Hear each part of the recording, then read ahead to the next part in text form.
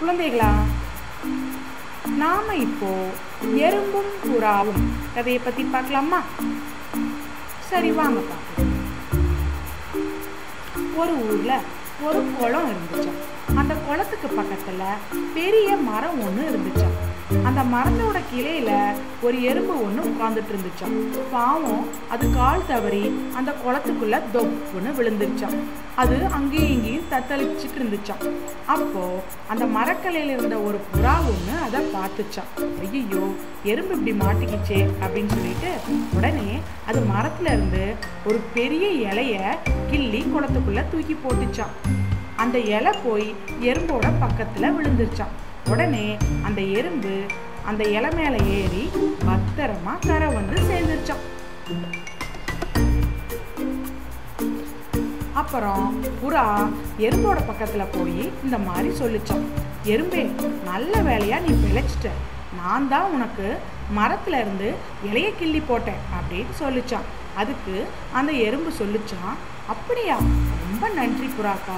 இந்த நன்றியை நான் எப்பவும் மறக்க மாட்டேன். உனக்கு நான் எப்பவாவது கண்டிப்பா உதவி செய்வேன் அப்படின்னு சொல்லிச்சான்.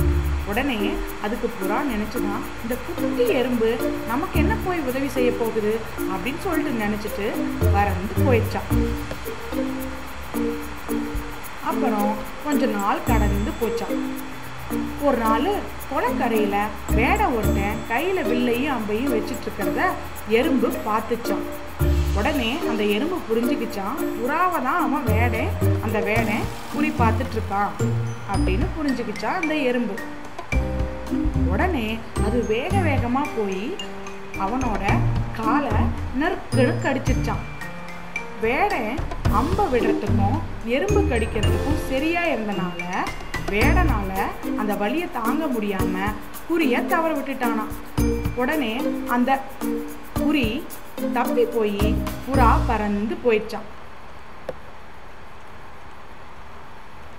அடுத்த நாள் அந்த புறாக்கு பக்கத்துல எறும்பு போய் இந்த மாதிரி சொல்லிச்சான், நேத்து வேடன் ஒருத்தன் உன்னை கொல்ல வில்லை எய்தான்.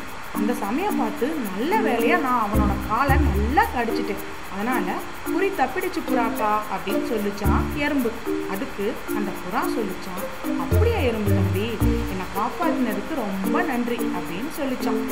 தன்னை காப்பாத்தின புறாக்காவுக்கு நாம உதவி செஞ்சிட்டோம் அப்படிங்கிற நிம்மதியோட எறும்பு அங்கிருந்து போயிடுச்சான். சரி குழந்தைகளா, இந்த கதையிலேருந்து நம்ம என்ன தெரிஞ்சுக்கிட்டோம்? நாம மற்றவங்களுக்கு நல்ல செயலை செஞ்சால் அந்த செயல் நமக்கே திரும்ப வரும். நாம் மற்றவங்களுக்கு கெட்ட செயலை செஞ்சால் அந்த செயல் நமக்கே திரும்ப வரும். சரியா?